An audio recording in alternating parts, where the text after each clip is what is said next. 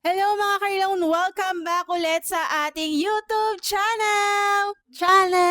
Disclaimer lang mga Karilon, dahil ang video natin ngayon ay para lamang sa educational at informational purposes. Hindi po ito legal advice ha? Kung may concern kayo tungkol sa utang, demand letter o online lending application, mas mabuting kumonsulta sa abogado o tamang ahensya kagaya ng SEC, NPC, PNP, at Anti-Cybercrime Group. At mga karilo na hindi rin natin hinihikayat ang bawat isa na hindi magbayad ng utang. Responsibilidad pa rin natin ang tamang pakikipag-usap at pagsesettle ng responsibilidad. So ayun na nga mga kautang, mga ka-reloan pala.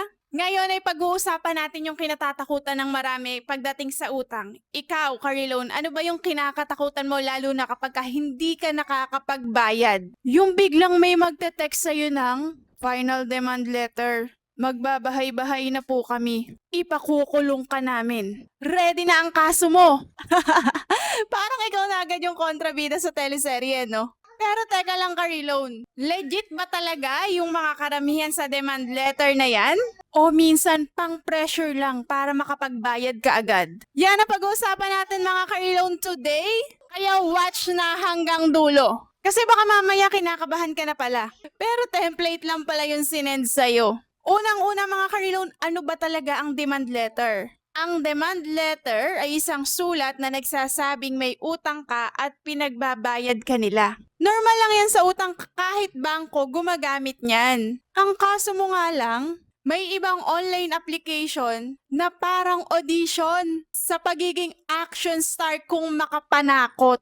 Huling babala na ito, ipapahiya ka namin at tatawagan ng buong contact list mo. Ay wow, parang hold-upper na may scriptwriter. Mga ka-reloan, tandaan natin, hindi porket may demand letter ka ay may warrant arrest ka na rin. Hindi rin automatic na makukulong ka agad kapag hindi ka nakapagbayad ng utang. Sa Pilipinas mga ka-reloan, generally, hindi criminal case ang simpleng hindi makapagbayad sa utang. Civil obligation yan. Ang problema minsan o kadalasan, ginagamit yung takot para mapilit na magbayad ka agad. Na-feel mo na ba yan, ka-reload? Na-experience mo na ba yan? Ganda ng boses natin, di ba? Sa mga vlogger dyan, eto yung gamitin nyo.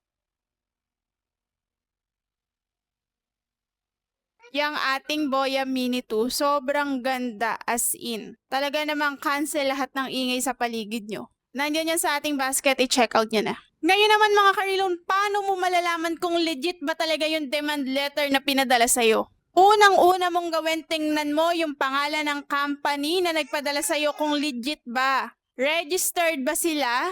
Authorized ba sila? Kasi minsan pangalan pa lang parang gawa-gawa na. Halimbawa, minsan ang pangalan ng nagpadala, Attorney Dragon Law Office Collection Services International Worldwide Corporation. Ang haba, parang title ng thesis. At pangalawa mong gawin, ka-reload, tingnan mo yung mga detalye kung totoo ba. Ang totoong demand letter kadalasan may pangalan mo, yung amount ng utang, pangalan ng kumpanya, at syempre malinaw na detalye. Hindi yung puro magbayad ka ng utang mo kung ayaw mong mapahiya. Demand letter ba yan o breakup message? Number 3 mga ka-reload, tingnan mo kung may panakot na sobra-sobra. Kapag sinabing ipopost ka namin sa Facebook, tatawagan namin ang buong barangay, ipakukulong ka na bukas. Red flag na agad yan, ka-reloan. Bawal mangharas. Ang legit na utangan ay hindi nang haharas. At syempre, bawal din yung illegal na pamamahiya o paggamit ng contacts mo para takutin ka, kagaya ng pagte-text at pagtatawag sa mga contact reference. Ngayon, paano kung ikaw mismo yung nakatanggap ka-reloan? Syempre, unang-una ka-reloan, huwag kang mataranta. Huwag kang hihimatayin agad. Yung iba kasi kapag nakita yung salitang legal action, biglang, mahal kita, alagaan mo ang aso natin, char. Kalma muna, ka-reloan. Pangalawa, syempre, basahing mabuti. Tingnan kung magkano ba talaga.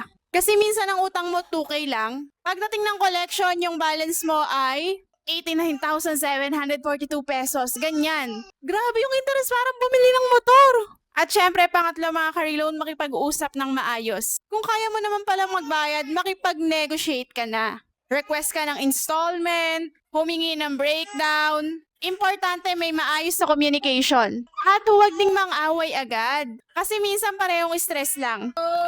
Pang-apat mga ka-reloan, alamin mo yung rights mo. Syempre, unang-una, hindi ka dapat hinaharas. Hindi ka dapat pinapahiya online o tinatakot gamit yung contacts o lalo-lalo na yung minumura. Kapag may threats at harassment na, pwede kang mag-report. Lalo na kung unauthorized yung lending application. Real talk lang ha mga ka-reloan, hindi rin kasi tama na uutang tapos tatakbuhan. Responsibilidad pa rin nating magbayad lalo na kung may kakayahan. Pero syempre hindi rin tama yung parang wanted criminal ka na kapag delayed lang ang pagbabayad. May tamang proseso, may batas, at higit sa lahat, walang kolektor ang pwedeng maging direktor ng horror movie sa chatbox mo. So ayun lang mga ka-reloan.